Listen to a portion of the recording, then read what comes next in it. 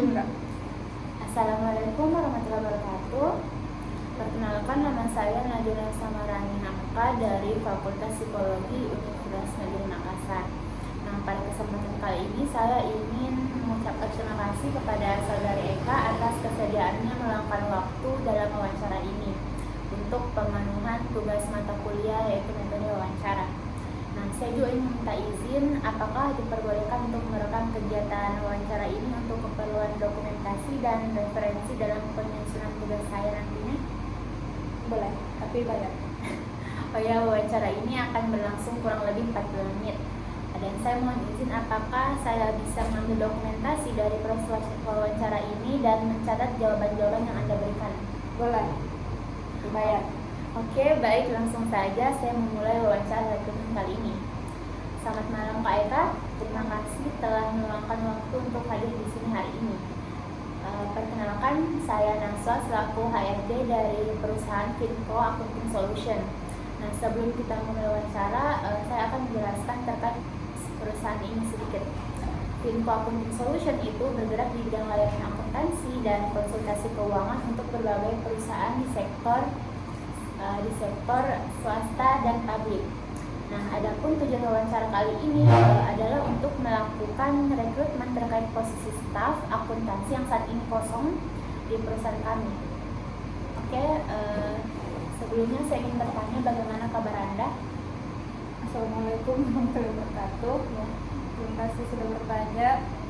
Saya alhamdulillah deg-degan kan di wawancara. Ya, Semoga semuanya baik-baik saja ya. Kami sangat menantikan untuk mengenal Anda lebih dekat dan membahas posisi yang Anda lamar. Tujuan wawancara ini adalah untuk mengetahui lebih banyak tentang pengalaman dan kualifikasi Anda. Informasi yang Anda berikan akan membantu kami dalam proses seleksi. Dan apakah ada hal yang ingin Anda tanyakan sebelum kita mulai wawancara ini? belum. Oke. Sebelum kita mulai dengan pertanyaan lebih dalam, saya ingin mengenal lebih banyak tentang Anda.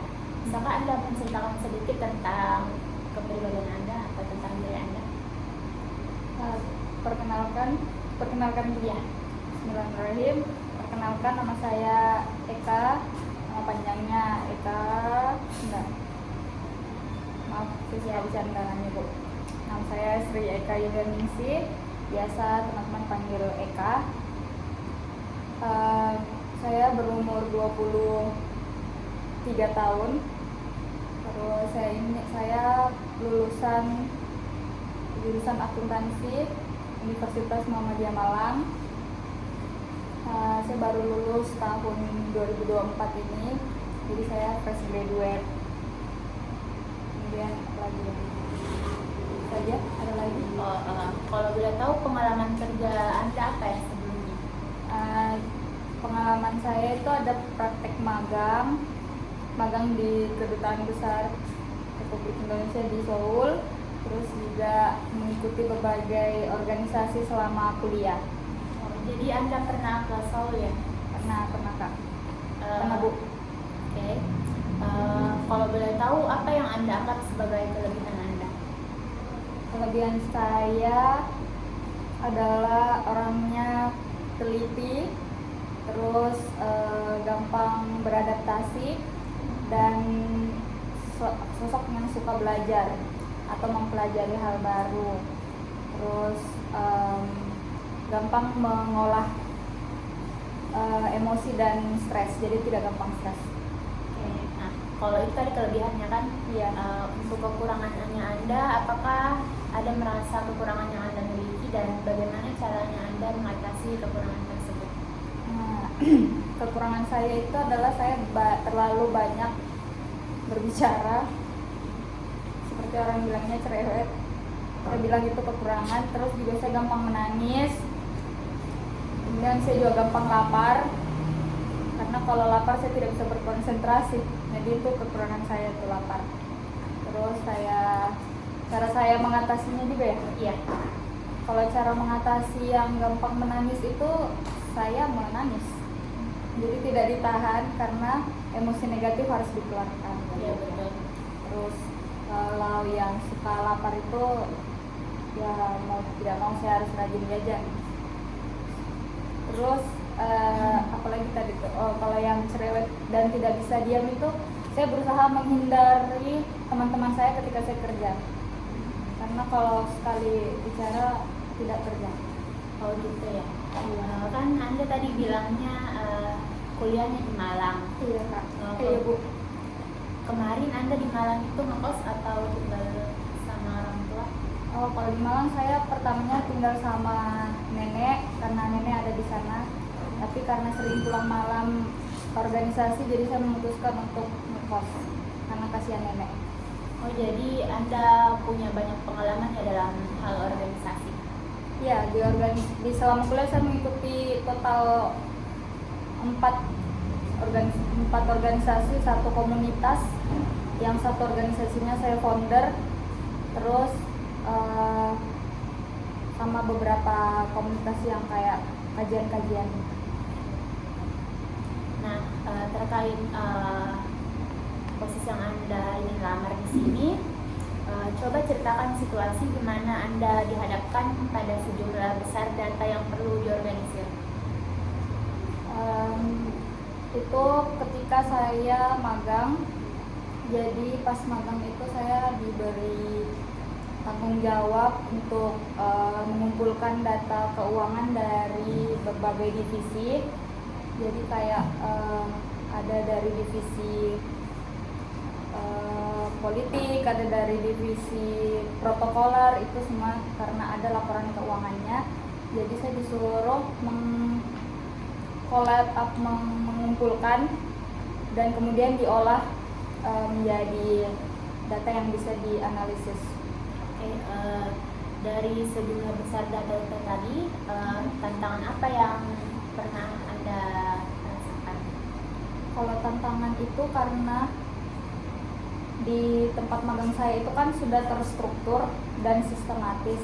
Cuman ada beberapa fungsi atau divisi yang masih, misalnya ngumpul datanya masih di kertas. Terus ada juga yang filenya tidak sama. Kayak misal ada yang di Word, terus ada yang di Excel. Jadi tantangannya adalah saya harus mengumpulkan dan menyatukan datanya menjadi satu format file yang sama. Seperti itu ya? Iya. Apa tugas atau tanggung jawab Anda ya dalam mengorganisir data tersebut? Tugas saya adalah satu tadi mengumpulkan, terus memastikan kalau datanya akurat atau sesuai dengan yang ada di lapangan, terus memastikan kalau saya sudah kayak di cross check kebenarannya dan menginput datanya menjadi satu file yang sama. Apa yang langkah-langkah yang Anda gunakan untuk memastikan data tersebut sudah tersusun dengan rapi? Yang pertama, saya tentu akan melakukan cross check yang utama dari awal. Jadi saya melakukan 3 kali cross check ketika saya input dari format 1 ke format 1. Terus nanti pas tengah perjalanan saya cross check lagi. Terus nanti pas akhir saya final cross check. Nah, apa hasil dari upaya Anda dalam mengorganisir data tersebut? Hasilnya adalah saya bisa mengumpulkan data secara aktual atau datanya lengkap walaupun berbeda format sebelumnya, menjadi satu format yang gampang dianalisa oleh atasan saya. Bagaimana hal itu dapat berdampak pada efisiensi kerja tim Anda atau kualitas informasi yang tersedia? Jadi karena di tim itu saya punya atasan yang bekerja sama dengan divisi utama, jadi saya meminimalisir waktu pengerjaan dari tim. Jadi bisa minimalisir sampai 30% kerjaan. Jadi yang tadinya dikerjakan 3 hari bisa cuma 1 hari. Jadi lebih singkat waktu. Iya, waktunya efisien. Oke, coba ceritakan situasi di mana Anda harus menggunakan keterampilan aplikasi atau software pada pekerjaan Anda? Karena saya fresh graduate, saya pernah mengikuti pelatihan aplikasi SAP, Google Spreadsheet sama Excel. Tapi kalau pas magang itu saya lebih fokus ke Google Spreadsheet dan Excel. Seperti itu. Keterampilan aplikasi atau software apa yang perlu Anda terapkan untuk mencapai hal yang Anda inginkan? Kalau untuk saat ini saya berharapnya bisa mahir SAP, karena itu salah satu aplikasi utama para akuntan jadi saya berharap bisa mahir dalam SAP. Namun saat ini saya mahirnya di Excel, jadi saya berharap bisa menyelesaikan tugas-tugas akuntansi seperti input data, kemudian input laporan keuangan, pengeluaran dan lain-lain itu secara sistematis. Jadi tidak perlu lagi memperbaiki satu-satu, karena kalau Excel kan sudah ada rumusnya dan lain-lain. Alat atau metode, bagaimana cara metode apa yang Anda gunakan untuk menyelesaikan tugas tersebut? Metode yang saya gunakan adalah salah satu, karena saya menggunakan Excel, jadi saya berusaha untuk selalu mengikuti kelas-kelas tentang Microsoft Excel. Terus saya berusaha menghafalkan semua rumus-rumusnya dan latihan sendiri agar lebih mahir. Dari pengalaman Anda tadi, apa hasil dari tindakan Anda dalam menerapkan keterampilan aplikasi atau software? Seperti yang sudah saya sebutkan sebelumnya, kalau hal yang saya lakukan itu dapat meminimalisir waktu pengerjaan kolektif data, jadi bisa mempersingkat dan bisa lebih aktual lagi, karena waktu yang digunakan itu jadi lebih panjang. Oke. Bisa Pak ceritakan tentang situasi di mana perusahaan Anda sebelumnya atau pengalaman Anda mengalami tantangan dalam perencanaan keuangan? Karena sebelumnya perusahaan tempat saya bekerja itu magang itu kedutaan besar, itu dia pernah mengadakan festival besar-besaran, festival terbesar pertama kali di Korea, Festival Indonesia. Di situ ada perencanaan keuangan, jadi saya sebagai anak magang itu masuk dalam tim finansialnya untuk merencanakan keuangan yang tadinya sudah diatur oleh Kementerian Luar Negeri, tapi sama tim KBRI itu masih ada perincian lagi. Jadi saya ikut membantu merincikan. Apa tujuan spesifik atau tanggung jawab yang perlu Anda capai dari sebuah tersebut? Tujuan spesifiknya adalah saya saat itu dikasih tugas untuk mensurvei bintang tamu, kayak bayaran dari entertainnya. Jadi kayak ada 2 hari festival pertama itu misal ada mendatangkan gamelan, terus mendatangkan penari-penari, itu saya disuruh survei budgeting untuk para talent ini. Jadi itu tujuannya adalah agar bisa meminimalisir pengeluaran dengan mengambil talent yang sesuai kriteria dan sesuai budget. Langkah-langkah konkret apa yang Anda ambil untuk menyusun rencana keuangan tersebut? Pertama, tentu saya akan melakukan riset sesuai dengan tujuan acara ini ya, karena dia punya visi misinya tersendiri. Jadi saya bisa tahu talent yang bisa saya ajukan itu kayak bagaimana, serta budgetingnya. Kayak misal hari pertama itu tujuannya adalah memperkenalkan budaya Indonesia, jadi saya fokus untuk mencari talent yang bisa menari, musik gamelan, nyanyi keroncong, terus beberapa tarian itu penari dari Indonesia, ada juga yang di Korea. Jadi itu saya budgetingnya, terus dirangkum dan dikasih ke atasan. Apa hasil dari upaya Anda dalam perencanaan keuangan tersebut, kalau boleh tahu?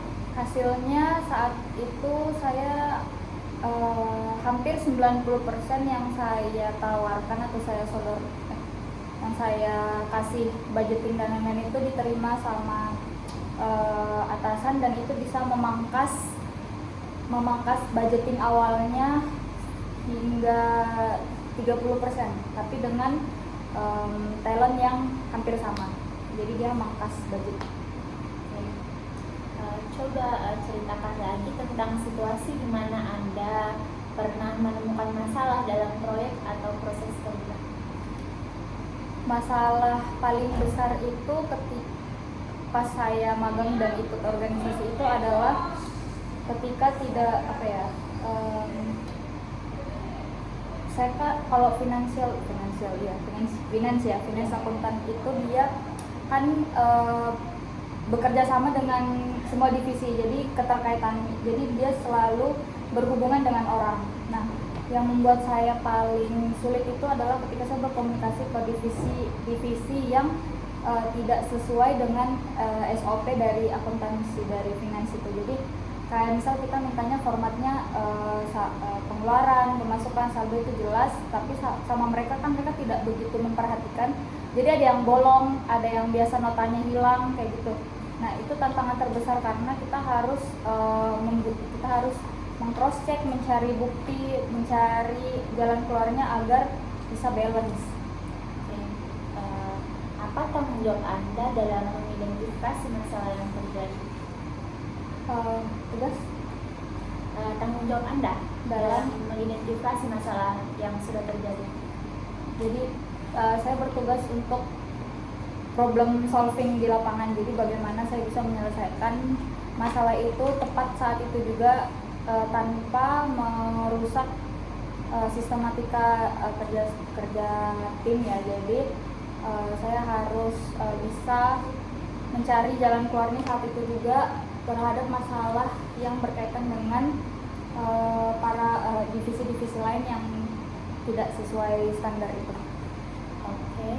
Bagaimana cara Anda mengatasi tantangan tersebut, atau langkah-langkah konkret apa yang Anda ambil untuk menganalisis masalah tersebut? Nah, kalau misalnya untuk berhubungan dengan orang, saya berusaha untuk ketika tidak sesuai pasti kita akan emosi yang pertamanya. Jadi saya berusaha untuk menenangkan pikiran dulu. Nanti kalau sudah tenang baru saya mengambil pikiran yang logis, bicara sama yang berkaitan kayak ini gimana jalan keluarnya, kita pikirkan sama-sama karena saya juga kan tidak mengetahui pasti detail yang terjadi di divisi, jadi harus berkomunikasi. Jadi saya berusaha untuk berkomunikasi dengan jelas untuk sama-sama mencari jalan keluarnya. Apa hasil dari tindakan yang Anda identifikasi dalam menangani masalah tersebut? Hasil dari itu adalah setelah berbicara tentu beberapa ada yang bisa diselesaikan, beberapa ada yang tidak dapat diselesaikan, namun mencari solusi atau alternatif lain. Nah, di situ saya berusaha untuk memberikan edukasi lagi kepada teman-teman divisi untuk lebih teliti atau lebih berusaha untuk menyelesaikan laporan keuangan divisinya itu secara jelas dan tidak bolong-bolong, jadi kayak bisa nextnya nanti bisa diperbaiki lagi. Jadi apakah Anda lebih suka bekerja dalam tim atau lebih suka secara individu atau bergerak sendiri? Kalau saya pribadi lebih suka kerja sama tim, karena ketika individu itu saya merasa akan banyak membuang waktu dan energi. Ketika tim itu jadi kan kita bisa membagi-bagi tugas, kemudian beberapa orang juga memiliki kelebihan di bidang tertentu. Jadi menurut saya kalau kerja sama tim itu kita bisa lebih mengeluarkan energi yang pas untuk sesuatu yang kita bisa. Oke, coba ceritakan pengalaman Anda saat berada di Seoul. Apakah ada proyek atau kegiatan yang Anda buat itu kurang atau gagal? Ketika saya magang itu belum belum ada yang gagal, tapi banyak banget hal yang saya perlu belajar. Jadi ketika melaksanakan tugas atau tanggung jawab sebagai perencana budgeting talent itu, saya banyak banget belajar dari atasan, banyak banget belajar dari senior cara perencanaan yang baik dan benar. Jadi kalau gagalnya belum, tapi banyak yang saya ubah caranya karena diajar sama senior. Apakah menurut Anda ada perbedaan personal antara teman kegiatan Anda, teman kerja Anda di Seoul sama di Indonesia? Kalau perbedaan pasti ada, karena kalau di Indonesia kan saya organisasi, dan tentu organisasi itu dengan orang yang usianya sama, kalau nggak 1 tahun lebih tua atau kalau tidak lebih muda, dan cara berpikirnya itu pasti jauh berbeda dengan senior-senior yang ada di KBRI yang mengutamakan profesionalisme, kemudian dia jauh lebih dewasa dan jauh lebih berpengalaman. Jadi cara mengolah emosinya, cara bekerja sama timnya itu sangat berbeda, jauh berbeda, dan lebih sistematis yang di KBRI itu daripada organisasi ya jauh, karena makan dia sudah instansi pemerintah. Oke, tadi Anda kan bicara terkait organisasi, pengalaman organisasi Anda. Nah, bisa coba tolong ceritakan bagaimana pengalaman organisasi Anda sebelumnya? Ya, jadi selama saya berkuliah itu saya mengikuti sekitar 4 organisasi. Yang pertama itu adalah Himpunan Mahasiswa Akuntansi UMM.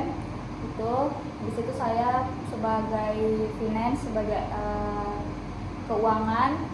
Terus ada organisasi ISAYUSI International Indonesia International Studies Academic Utilization. Di situ saya sebagai finance juga, sebagai bendahara. Terus juga ada organisasi FPCI UMM, itu Foreign Policy Community of Indonesia. Itu sebenarnya khusus untuk anak FISIP, Fakultas Ilmu Sosial dan Politik, tapi saya bisa daftar karena akhirnya dia buka untuk umum. Di situ saya sebagai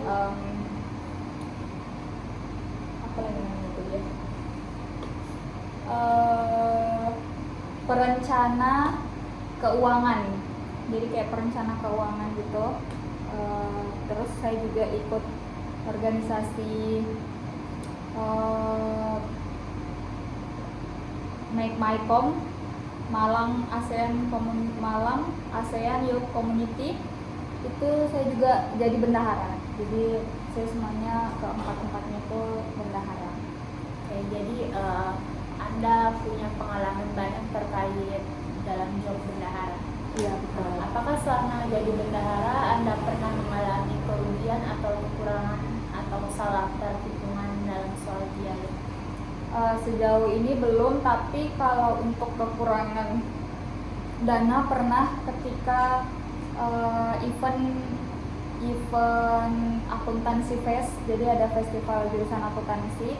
Di situ kita ada kayak festival yang mengundang band, terus ada pameran booth per kelas. Jadi setiap kelas itu ada boothnya. Terus juga ada kayak pameran lukisan per kelas. Jadi kayak festival jurusan akuntansi lah di situ.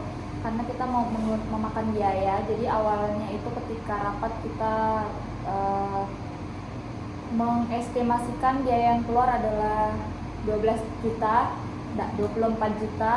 Kemudian kita berusaha untuk kalau dari kampus sudah dikasih sekitar 10 juta, jadi kita kurang 14 juta lagi. Nah, di situ kita berusaha untuk cari sponsorship. Jadi dari tim IR-nya, External Relation Himpunan Akuntansi itu, dia mencari dana dari berbagai sponsorship, namun masih kurang 4 juta. Jadi kayak sudah terkumpul 10 juta atau kurang 4 juta, sedangkan 4 jutanya itu adalah untuk booking gue star utamanya. Jadi first gue star saat itu HiFi Iya. HiFi itu kita mau ngundang HiFi di acara kita, dan itu untuk DP-nya. Jadi di situ benar-benar saya sebagai ketua keuangan bendahara itu dengan ketua pelaksana, wakil ketua pelaksana itu kita berembuk bagaimana caranya agar 4 juta ini bisa kesampaian saat itu juga. Namun setelah dilakukan berembuk sudah tidak ada cara lagi, sehingga saya nombok, jadi pakai uang pribadi kita untuk nombok dulu, jadi nanti belakangan karena sudah harus kita bayar sore itu juga. Oke, jadi apa kelebihan dan kekurangan yang Anda dapatkan selama menjadi ketua pelaksana Sebagai bendahara, ya, ketua bendahara, kelebihannya adalah saya jadi bisa merencanakan keuangan. Di situ saya belajar bahwa merencanakan keuangan itu tidak serta-merta satu plan saja, jadi harus beberapa plan, dan segala sesuatu tidak selalu berjalan sesuai dengan rencana. Jadi kita harus ada kemampuan problem solving ketika di lapangan. Jangan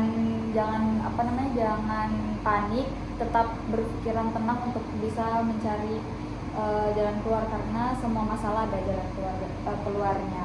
Jadi kelebihannya adalah saya bisa belajar di situ. Kemudian kekurangannya adalah saya kehilangan uang.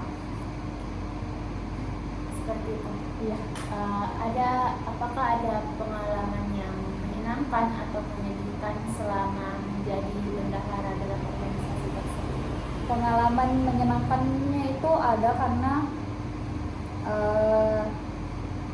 saya jadi punya banyak teman, kemudian saya juga jadi punya banyak kegiatan, dan sesuai dengan jurusan. Jadi apa yang saya pelajari di kelas itu bisa saya aplikasikan di organisasi. Terus saya juga jadi punya banyak koneksi. Jadi kayak pas FPCI UMM itu ada kegiatan namanya National Gathering. Jadi itu member FPCI UMM yang member utamanya, member intinya itu kita bergabung dari FPCI itu kan organisasi nasional ya. Itu di foundernya Pak siapa tuh? Jalal bukan, Pak ini Adib siapa namanya nih founderku, kalau saya lupa foundernya Bu. Pak Jalal itu dia mantan duta besar Indonesia di Amerika. Jadi itu pusatnya di Jakarta. Jadi dia punya banyak chapter di beberapa universitas, jadi kayak Undip, UI, Unpar, UNER, semuanya itu ada. Jadi di Jakarta itu ada diadakan National Gathering, jadi semua member FPCI seluruh Indonesia itu bergabung. Nah disitulah kita bertemu sama sesama bendahara yang dari berbagai universitas. Jadi kita bisa sharing kayak pengalaman jadi bendahara di kampusnya, kegiatannya apa saja yang dia lakukan, apa aja yang dia pelajari gitu. Jadi sharing antar kampus yang tentu menambah wawasan banget, karena ternyata anak akuntansi di UI tuh gini-gini, anak akuntansi di Parayangan Pak Unpar tuh kayak gini-gini. Jadi itu kelebihannya. Tapi kalau kekurangannya itu saya jadi kurang balance antara kegiatan kampus sama kegiatan organisasi. Itu yang membuat saya sedikit lebih lama dari teman-teman yang lain. Jadi saya lulusnya 5 tahun. Menurut Anda, apakah kegiatan ini atau organisasi yang Anda gabung atau join ini menghambat perkuliahan Anda?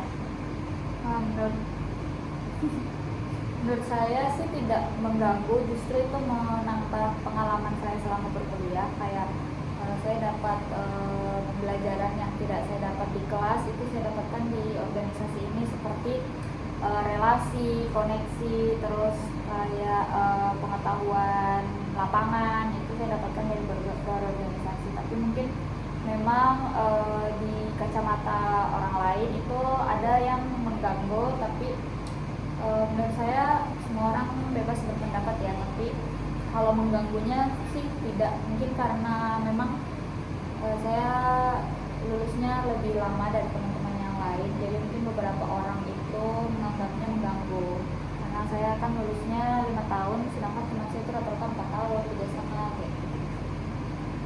Oke, nah terkait tadi katanya yang Anda sempat mengikuti pertukaran pelajaran di Cina. Iya.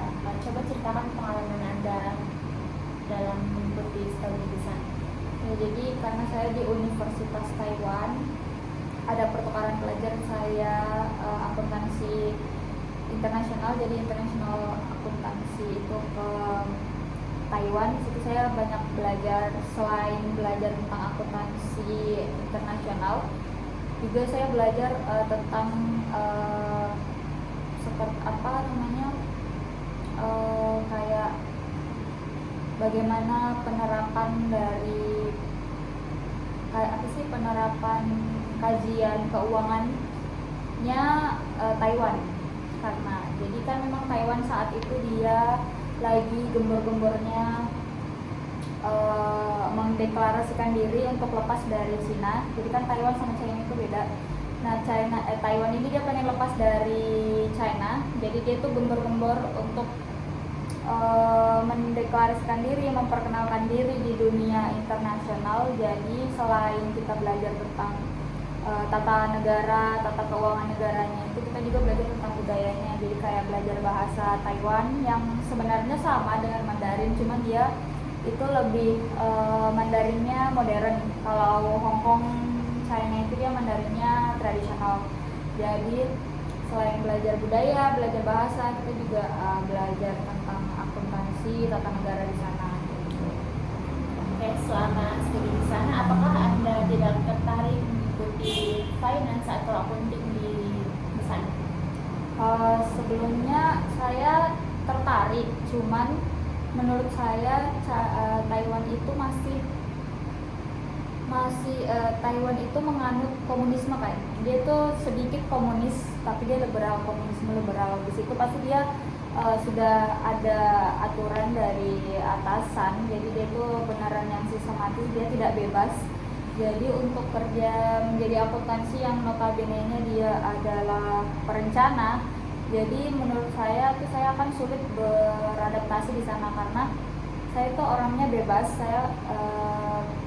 saya kreatif. Jadi ketika saya melakukan kegiatan yang berulang, jadi kayak merencanakan keuangan tapi sesuai SOP kayak itu saya cepat bosan. Jadi menurut saya tidak bisa berkembang ketika di Taiwan. Betul gajinya lebih besar tapi tidak bisa berkembang secara pribadi. Jadi menurut Anda di antara Taiwan, Korea dan Indonesia ini Anda memang lebih tertarik di Indonesia? Iya, saya tertarik di Indonesia karena kalau di Korea sendiri itu untuk jadi akuntan di Korea itu sebenarnya berpotensi atau bagus, cuman kan lulusan akuntansi di sana juga banyak. Sedangkan saya itu masih S1-nya juga di Indonesia.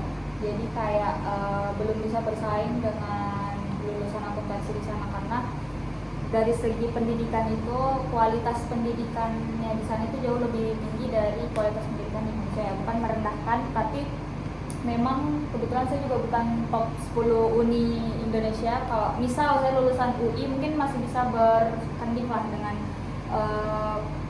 lulusan Hanyang University mungkin di sana.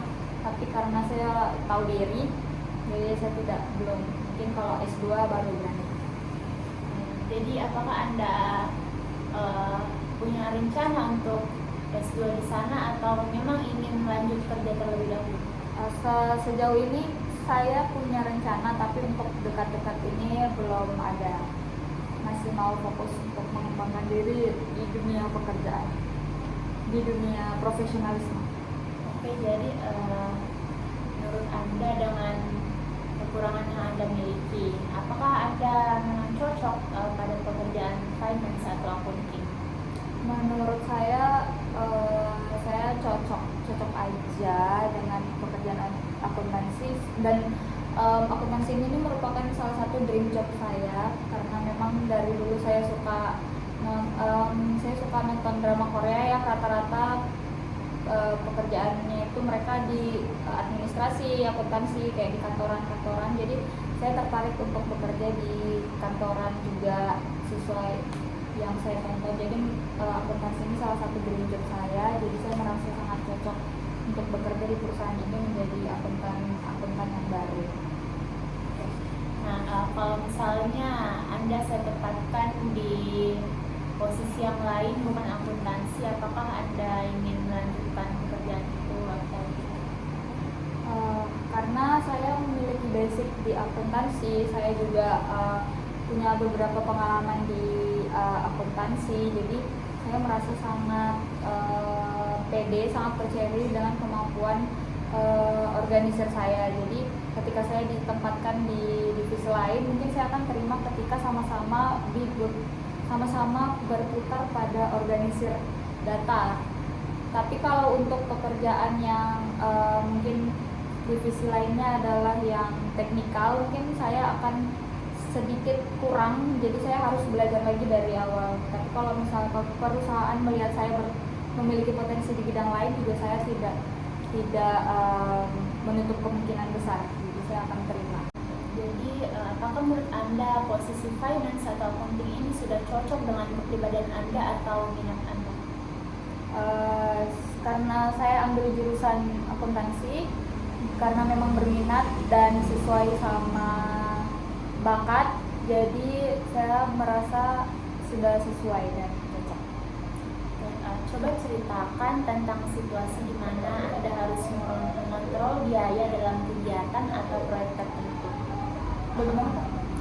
Pernah enggak berada di situasi di mana Anda harus mengontrol biaya dalam kegiatan atau proyek tertentu? Iya, pernah. Yang tugas saya di magang itu ada ketika festival, namanya festival di Itaewon, itu saya ditugaskan untuk menjadi bendahara, ya bahasanya, finance-nya untuk kegiatan itu. Jadi kegiatannya itu dilaksanakan sama pemerintah Itaewon, pemerintah daerah Itaewon. Terus dia ada festival, Indonesia diundang menjadi salah satu pengisi booth dan acara. Nah, di situ kan pasti ada budgeting dari KBRI-nya. Nah, di situ saya bertugas untuk mengontrol semua pengeluaran apakah sesuai dengan budget yang diberi sama pusat atau tidaknya di situ. Jadi tantangannya adalah kan biasanya perencanaan sama di lapangan itu ada yang jauh berbeda ya. Jadi di situ tantangan utamanya. Langkah-langkah apa yang Anda ambil untuk mengatasi tantangan tersebut agar memastikan biayanya tetap dan tidak melewati batas dari yang telah ditentukan? Yang pertama itu pasti sebelum acara saya akan membuat plan A, plan B, plan C untuk berbagai budgetingnya, kayak misal transport, konsumsi, kemudian biaya sewa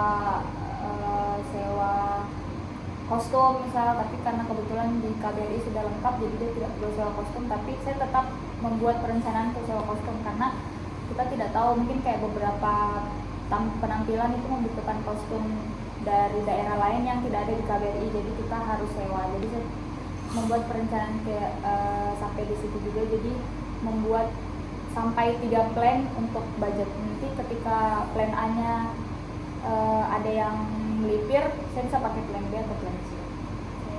Apa hasil dari tindakan Anda dalam mengontrol biaya tersebut? Hasilnya adalah saya bahkan bisa memangkas budgeting dan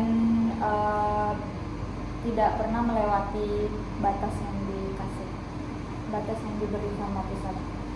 Jadi bisa coba ceritakan bagaimana Anda bisa magang atau kerja di sana. Jadi saat itu saya sedang pick up semester 7 Itu kan dari kampus, dari UMM itu harus ada PKL atau magang.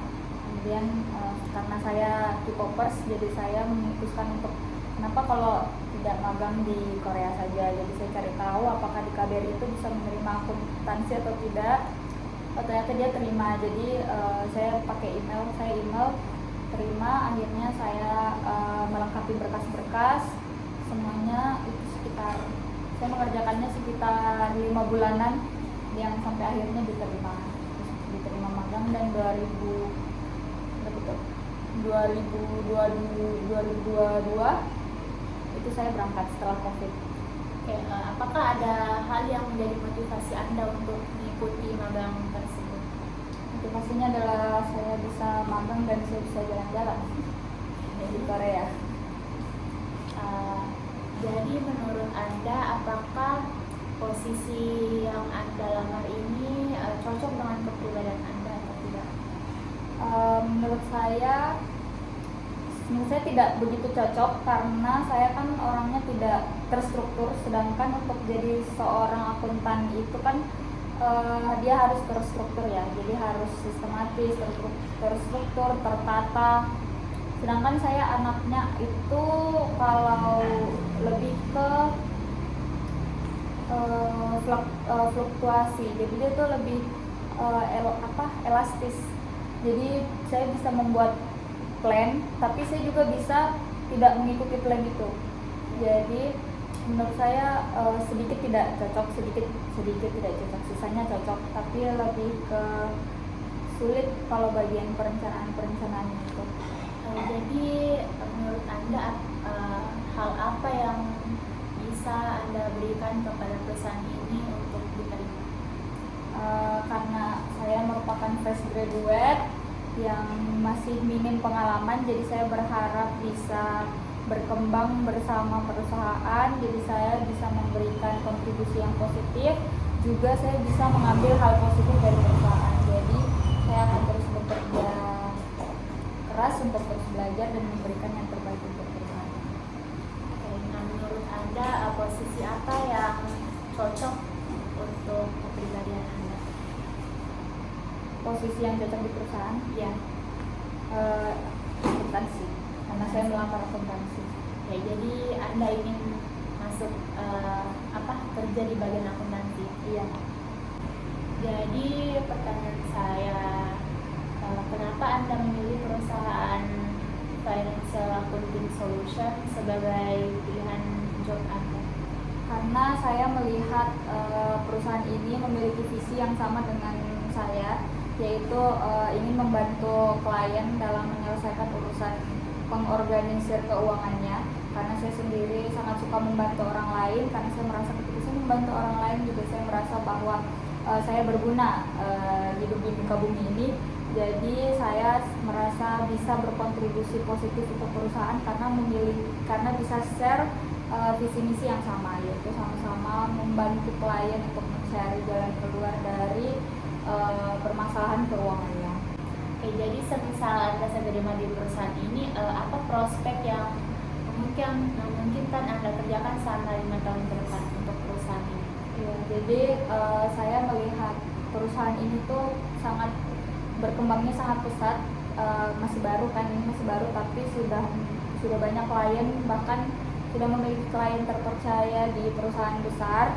Jadi saya berharap ketika saya masuk di sini saya dapat belajar semua ilmu yang saya dapat, saya bisa serap, kemudian saya bisa bertumbuh bersama dengan perusahaan ini, dan saya bisa membantu perusahaan untuk membuka cabang di daerah lain atau di kota lain. Jadi saya bisa salah satu pionir dari perusahaan untuk membuka atau ekspansi di kota-kota lain, kayak misal dia mau buka di Semarang, misal, itu saya jadi salah satu pionirnya. Jadi saya benar-benar berharap bisa berkembang di perusahaan ini. Oke, jadi jika saya tempatkan Anda di sebuah kota kecil, apakah Anda mau?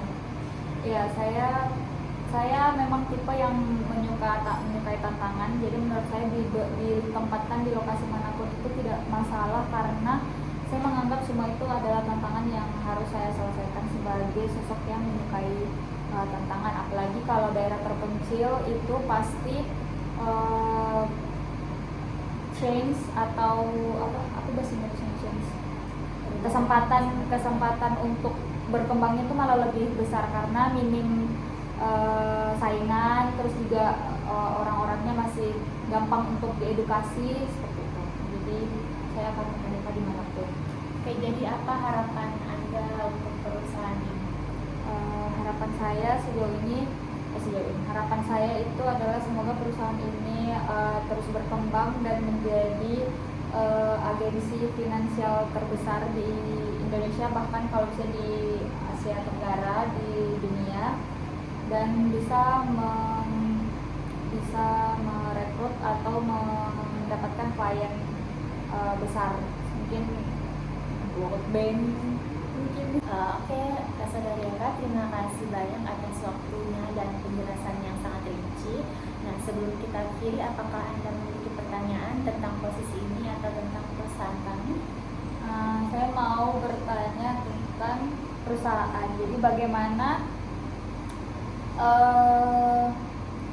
bagaimana culture budaya di perusahaan ini? Jadi apakah kita kekeluargaan atau profesionalisme atau bagaimana? Kebetulan di perusahaan ini kita kita punya visi itu kekeluargaan, jadi tidak ada, kita tetap harus profesional tapi tidak juga canggung, jadi tetap ada ikatan kekeluargaan. Siap, Bu. Oke, jadi itu saja. Iya, pertanyaannya apakah sudah jelas? Sudah jelas. Kami akan meninjau hasil wawancara ini dan memberitahu Anda mengenai langkah berikutnya dalam beberapa hari ke depan. Jadi sekali lagi terima kasih sudah meluangkan waktu Anda hari ini. Kami senang mendengar pengalaman Anda dan kami berharap proses seleksi ini berjalan baik dengan Anda. Jadi semoga Anda akan mendengar kabar baik di hari berikutnya. Oke? Terima kasih, Bu. Oke, saya akhiri wawancara ini. Terima kasih atas kesediaannya, Saudari. Wassalamualaikum warahmatullahi wabarakatuh.